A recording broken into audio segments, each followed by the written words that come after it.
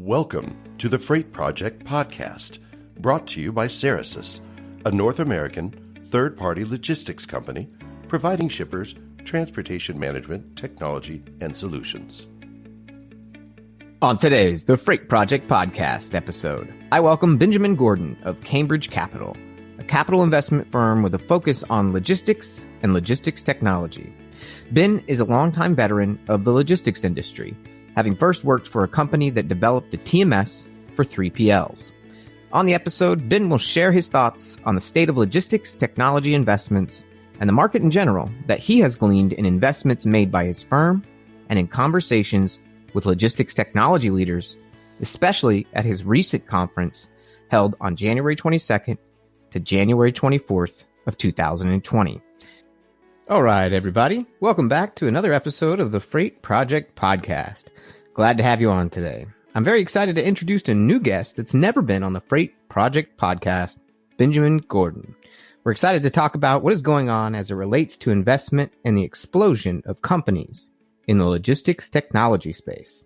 And Benjamin is such a great guest to have on. He actually has come from this industry and is now working at a firm himself, running it to invest in a sort of logistics type companies. So without me mangling his story and explaining exactly what he does, without further ado, Benjamin, welcome to the podcast. Can you explain to our listeners a little bit about your background, who you are, and what you're doing now? Sure. Thanks, Adam, and thanks for having me. It's a pleasure to join you, and I'd be glad to do that. So I am an entrepreneur and business builder in logistics and technology. I've spent my career building 4 companies in the space, and I now run a business, Cambridge Capital, that invests in companies in logistics and technology. And over the last 8-9 years, we've made 8 investments in some outstanding companies in logistics, like XPO, in technology, like Grand Junction, which is now Target, and Bring, Delivery Circle, and a host of others. So really, at Cambridge Capital, our model is to back outstanding founders, entrepreneurs, and management teams who are building businesses that have high growth, differentiation, and would benefit from some of the help that we can bring because of the network of people who have built major companies that serve as partners with us here at Cambridge. Oh, very good. And you didn't just, get into this, a couple of years ago. You had mentioned earlier, before we started today's call for the podcast, about your family's background. Can you tell us a little more about that? Sure. So in 1948, my grandfather started a truck leasing and automotive business called AMI. And in 1903, his grandfather had started a horse and buggy business called Morgan Stern Express. So I'm 5th generation in this crazy industry. Well, how about that? Well, that's a long time. And, I guess when I think about those horse and buggy things, I think back to a Wells Fargo commercial.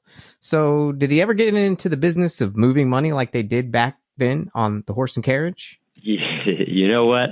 It was over 100 years ago, and I wasn't there. And unfortunately, I don't think there's anybody I could ask. So I don't know. But it wouldn't surprise me if they did. Well, I got to tell you, with the rise of exciting transportation modes and over the years, it's just interesting to see it go full circle from horse and buggy to you working in investing in logistics technology. What a story arc for the Gordons. That's amazing. So thank you for that background. And I had mentioned earlier when we were talking and chatting that, I am fairly new to the industry, relatively speaking.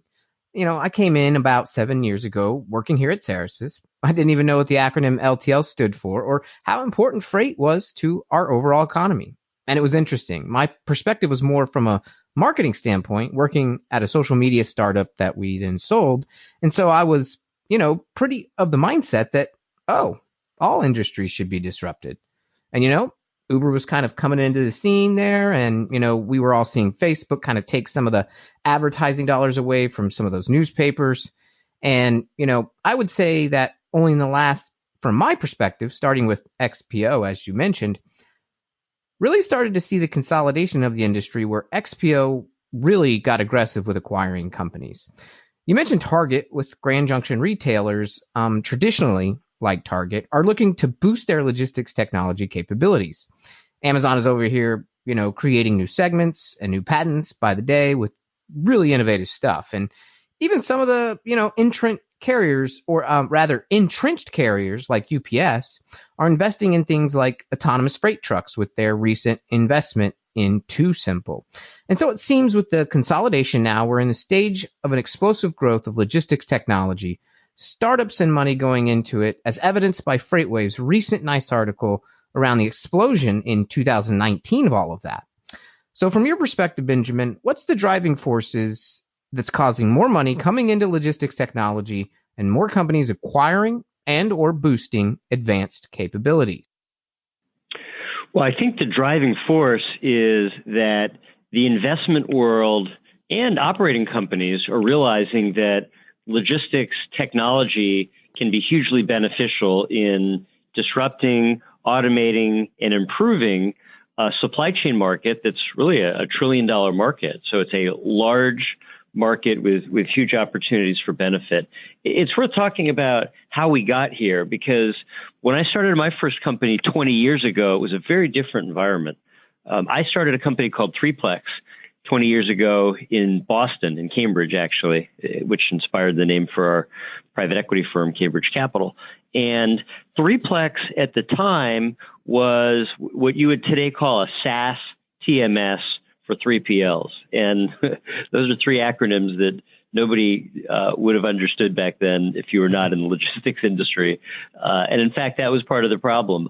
I remember going to venture capital firms, and we talked to a lot of smart guys in major firms, Greylock and Highland and Benchmark, and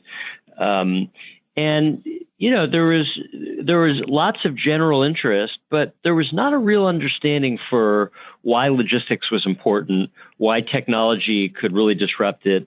In fact, the assumption at the time was that these 3PLs were just middlemen, and technology would just wipe them out, just like it was wiping out middlemen in other places. And we took the point of view back then that that wasn't the case. The 3PLs played a valuable role in logistics, and that it was much better to use technology to help them than to try to eliminate them. And I think that's still true today. I think the best technology companies today are those that are working with logistics companies as opposed to trying to put them out of business. So I think, to me, three things have changed from 99 to today. One is that I think the market has recognized that logistics companies add real value, and great technology companies and supply chain can augment rather than replace them. Two, I think there's much more interest on the part of transportation, logistics, and operating companies to adopt technology. I remember meeting with just, slews of companies 20 years ago, and every meeting seemed like a great meeting, but the conversion rate from interested to committed was very low. And maybe that's because we weren't as good as we thought. But really, the biggest factor was that a lot of those potential customers would tell me, well, we're waiting for the market to shake out to see who the winners would be. All right. So in our case, we were a TMS provider, but, there were 20 other companies trying to do something related to TMS. So, you might have to wait 10 years to see who the winner would be. So there was a very low level of adoption, high interest, but low commitment. Today, the level of commitment, adoption, and ramp up is just much higher. And then third and finally, as a result, I think there's tremendous capital pouring in. I mean, there's been over $2 billion invested in logistics technology in the last year. So I think we will continue to see rapid growth, rapid adoption, and rapid increase in funding pouring into the sector for all those reasons. Yeah, well, and I think that adoption is a very interesting thing, and you can probably appreciate this coming from the TMS space. Ceresys, when I joined 7 years ago, the company was doing quite well. It was one of the earlier in 98 web-based SaaS TMS with some exception services on top of that happened outside the TMS, of course, with claims and carrier relationships. But by the time I came in, the company was 15 years old. We're now in our 22nd year, and we've grown, 4 times the revenue in just 7 years ago. And adoption rates when I came in And studies were saying of a TMS were just around 30%. I think they're now closer to 50%, and that's a lot better, percentage growth-wise, of course. And I think that we're seeing at the same time this adoption of 3PLs, that the fear that maybe you had heard 20 years ago of 3PLs getting replaced by technology, your supposition then that it would augment them, has really borne out, where more companies are using 3PLs more than ever because they understand that maybe we have somebody who's an expert at logistics, but can we realistically hire enough technology experts for us to keep up in-house and be able to kick market share away where it is there to take? And the only way we're going to get a differentiation in today's omni-channel world is if we have the right tools and the right partners to help us meet our goals, often much cheaper than doing it yourself. And so I think, the trouble, however, in this space, and maybe you can walk us off the ledge, some of us folks who believe this, is what I worry about is this explosion of technology, not just from TMS or WMS in ERP, which are probably, longer programs that shippers and companies are used to using, that they might be getting distracted by these buzzwords. Autonomous freight trucks could be included in that blockchain, machine learning, AI. Are those just shiny objects? Are those things that maybe we're hyping too much that are already within those platforms? And should we focus more on the outcomes and not necessarily the technology or the guts of the systems that we're using? Well, I think that's a great question. Some of what is capturing attention is a shiny object. And for example, there was tremendous interest in blockchain last year, and yet the actual adoption of blockchain in logistics has been very low, shockingly low, actually, in my opinion, because I think there is a real business case. I think there were shiny objects associated with the ICOs, the initial coin offerings, where people were trying to hype cryptocurrencies for supply chain or for other arenas. And those never really made sense to me because they were fundamentally ways to monetize something that was good for the company, but didn't really serve a major need. But on the other hand, blockchain to automate an inefficient paper-based bill of lading process, well, that did make sense to me. So, I think some of this is going to fall into the shiny object camp, but some of it is solving a real business problem. I do think that it's worth delineating, as you allude to, between technology for its own sake and the solutions for real business problems. Because if you think about it, there are huge business problems in supply chain. $1 trillion sector, 40% of all trucks are empty. So there's a big empty mile problem today, which as there has been really, since deregulation back in 1980. So that's a real problem to solve. A second real problem to solve is the fact that customers want visibility. They want to be able to track their goods at any point in the supply chain, and that is a need and a demand that will simply become table stakes throughout the whole sector. And what UPS and FedEx do for parcel, or what Uber does for people, I think will ultimately have to happen for all shipments. So that's a second need. I think there's a third big need around being able to accelerate the supply chain time. So customers demand the ability to get same day or even same hour delivery, and that puts pressure on supply chains to cycle faster. That means everything from moving warehouses to locations in major markets, to creating dense last mile networks, to multimodal solutions ranging from trucks to vans to cars to cargo bikes, which were in the news in New York yesterday. So I think the way I look at this is we always, from a Cambridge standpoint, start from saying, what's the real business problem and how can you best address it? And if you start with the problem and work your way from the bottom up, as opposed to from the technology top down, you're more likely to end up with a business that can be really successful. Yep. And that perhaps not one system can do everything you need, and almost being okay with that. It's aligning your, creating your tool belt with the right tools to solve those problems. And sometimes there might be a really good platform out there that is really good at solving your problems and is all encompassing and out of the box ready to go. But what we're also seeing, and I think this is true with visibility, as you mentioned, are a lot of key partnerships. It's also happening in the final mile space. You talked about Bring, right? One of the early, final mile kind of gig economy type apps. They continue to innovate and are in that, final last mile space. We talk about visibility. So you look at FourKites as an example, and they're integrating into TMS that are out there, or an Uber Freight for the truckload side, or integrating into other traditional TMS.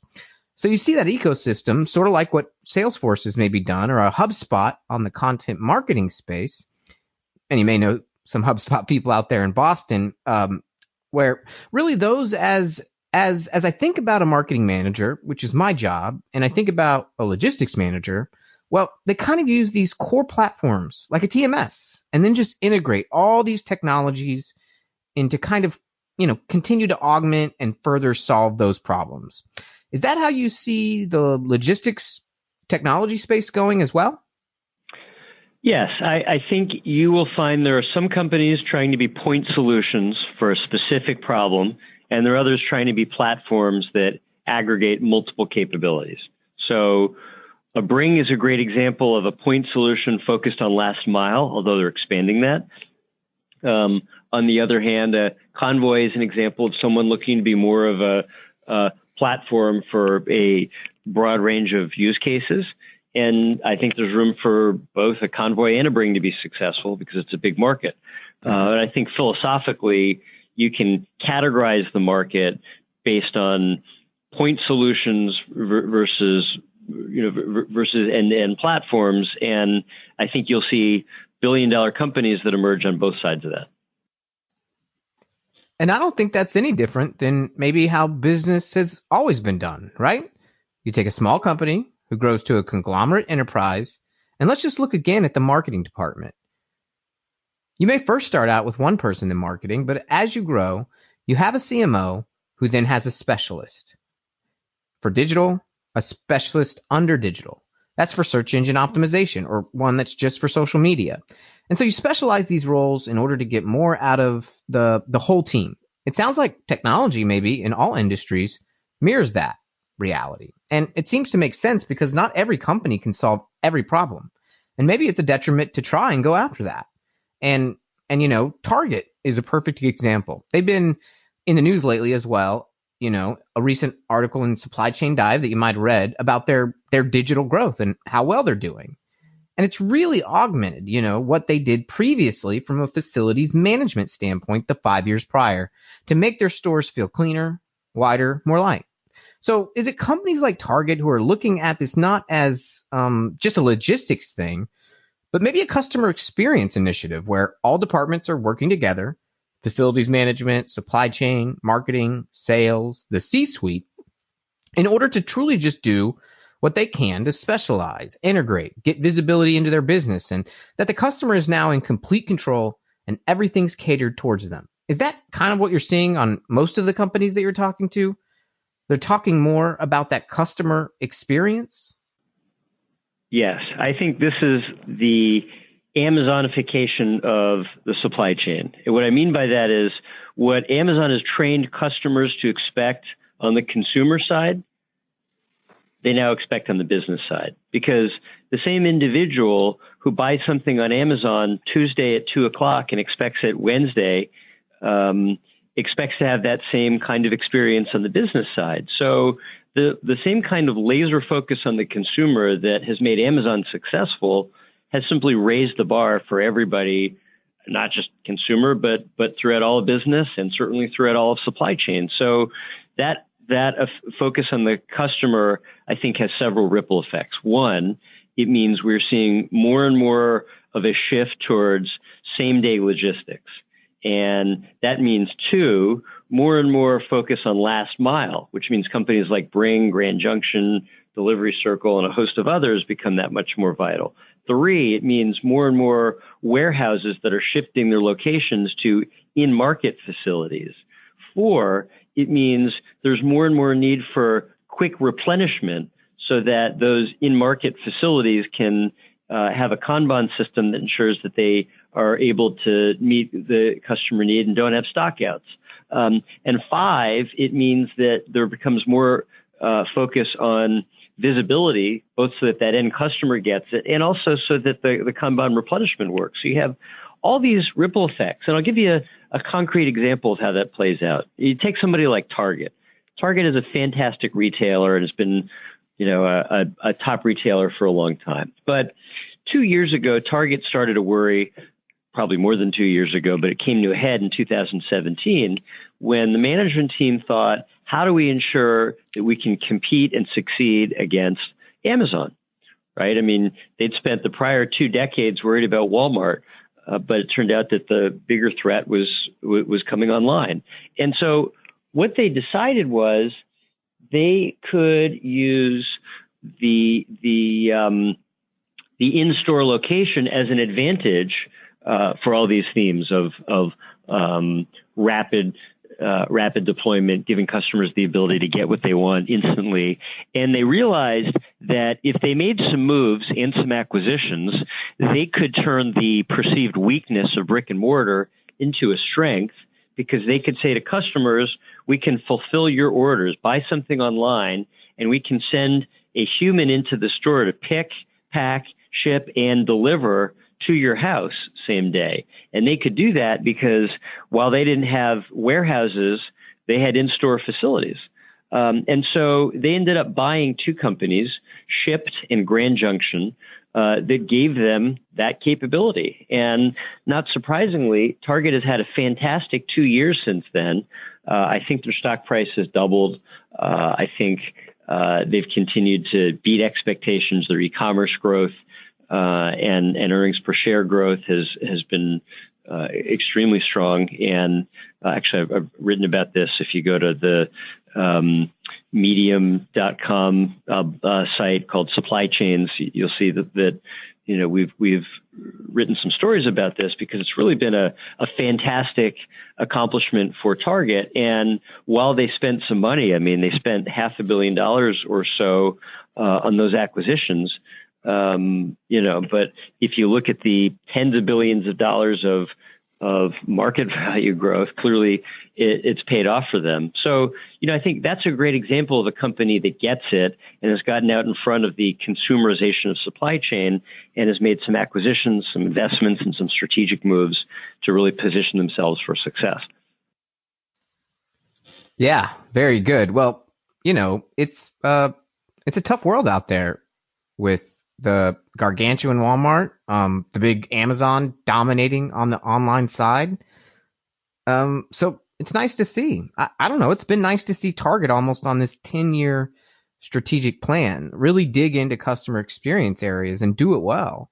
So I really expect a lot of good things from them long term. But speaking of, investments, I found interesting and wanted to get your thoughts on this about Spotify and their acquisition of 6 River Systems. It seemed to help not only provide e-commerce platform for their merchants, but also further allow for their merchants to have a better experience and become more profitable themselves. And heck, maybe reinvest back into Shopify. Not Spotify, I apologize, Shopify. I guess Spotify wouldn't get a robotics warehouse fulfillment company, but Shopify has recently purchased 6 River Systems, and it's interesting seeing them want to kind of do what Amazon did with fulfillment by Amazon. So, we're going to start to see these platforms have a marketplace, if you will, who are also helping their customers succeed in other aspects of their business. Is Shopify moving into the 3PL space? Is that what we're seeing here? And will more companies seem like 3PLs who also have other technologies to offer? Yes. And in fact, the Shopify acquisition of 6 River is an echo of the Amazon acquisition of Kiva 7 years ago. So when Amazon bought Kiva, it was a move into robotics. A lot of people questioned it at the time. Why is Amazon paying over $700 million for a robotics company? And the answer was Amazon knew that logistics was going to be increasingly important to their customer experience, and they viewed it as a competitive advantage. And long before the world realized how big Amazon Logistics would be, Amazon was making investments designed to pay off not in a year, but in over a decade.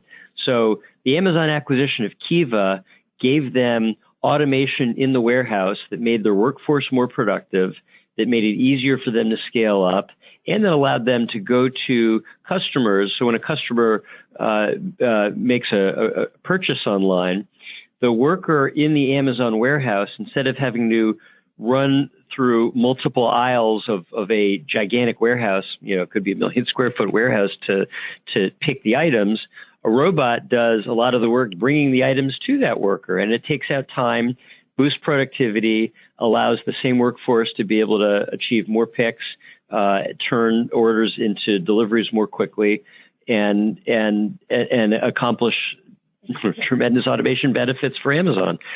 Shopify is looking to do something similar with 6 River, and I would anticipate that Shopify will likely make more moves over the next several years, just as Amazon has, to strengthen their supply chain. And so the net effect of that is, I don't know that the question is whether Shopify is becoming a 3PL so much as whether Shopify is going to invest in technology so that their supply chain can be a competitive advantage, just like Amazon has invested in technology so that their supply chain has become a competitive advantage. Well, how about that? The supply chain as a way to grow in today's economy. And I think that's probably why we might be seeing a 10-year bull run that continues to go in the economy. And as long as we can keep inventory and demand in equilibrium and have maybe demand even outpace inventory at some point, but if we can keep that equilibrium for a long time, it's no longer the 4-year guarantee that they would teach you in MBA school back in the day that we hit a recession every 4 years. And it sounds like that's all due to the supply chain. So when it comes to the economy at large, the supply chain is a big deal. And it can take away your EBITDA or it can drastically improve your EBITDA. And I have to think, as a money guy yourself, Benjamin, at Cambridge Capital, that you might agree with that. And that's why we're seeing this explosion in technology for companies to increase their margins ultimately. Yes, I think much like technology created productivity gains that powered the economy in the 90s, technology is providing productivity gains in supply chain that are producing major benefits today. And that's part of what we look for at Cambridge Capital, by the way. Our model is we look to back outstanding founders, management teams, and entrepreneurs, both on the technology side and on the logistics side. So on the technology side, we've invested in companies creating those productivity gains, companies like Grand Junction, Bring, Delivery Circle, and others. We've also invested in outstanding logistics companies, firms like XPO back in the beginning, and others. And our view is that the growth, productivity gains, and value is being created on both sides of the equation, technology and services, throughout logistics and supply chain. And we want to be an investor, a partner, and an ally for the best people building the best companies in supply chain. That's well said. Well said. And Benjamin, I just want to thank you for coming today on the Freight Project podcast. Where can folks learn more about Cambridge Capital? And I'd really want them, and I'll make sure I'll put a link to this to know more about that new Medium publication you put out, so you can tell the folks where they can find both of those before I let you go, please. Absolutely. Well, I'll make 3 suggestions. So first of all, for more information about Cambridge Capital, you can go to cambridgecapital.com. You'll see more about our business, our team, our criteria, and more. And I would definitely encourage your audience to come visit. Secondly, Cambridge Capital sponsors an annual conference, the BGSA Supply Chain Conference, where we'll have over 200 CEOs and industry leaders. They come to the Breakers in Palm Beach, January 22nd to 24th. It's the end of January every year. This is the 14th year. And it's a fantastic opportunity to learn what's happening in the industry from people we consider among the best and brightest in supply chain. And for more information on that, it's an invitation-only event, but we're happy to invite people who are leaders in supply chain. Go to bgsaconference.com, and that is a fantastic opportunity to learn more and to be a part of the learning and the deal ecosystem. And then third, our online publication for what's new and exciting in supply chain is at medium.com/supply-chains. medium.com/supply-chains. And you'll see articles about issues like what's new in logistics and innovation, technology, profiles of exciting companies, trends, whether it's in robotics or self-driving trucks or e-commerce fulfillment or other important issues that matter for all of us in the supply chain world. Well, excellent. Well, I'll make sure I put all those links for our listeners. It's easy to find on the publish page on Cerasis.com, right on our blog where we put all of our podcasts. And hopefully you might even see an article from me on that new publication that Benjamin is spearheading. So look out for that because we talked a little bit about that. But Benjamin, thank you so much again, bringing your perspective. One, having a family legacy to work at, and for 20 years, helped to build a TMS for 3PLs. You are a practitioner, not only an investor in logistics technology, and now just kind of, bringing folks together with the conference and everything else that you're doing over there at Cambridge Capital and how you're gearing up your new publications. So thanks again. We really appreciate it. Thank you, Adam. Great speaking with you.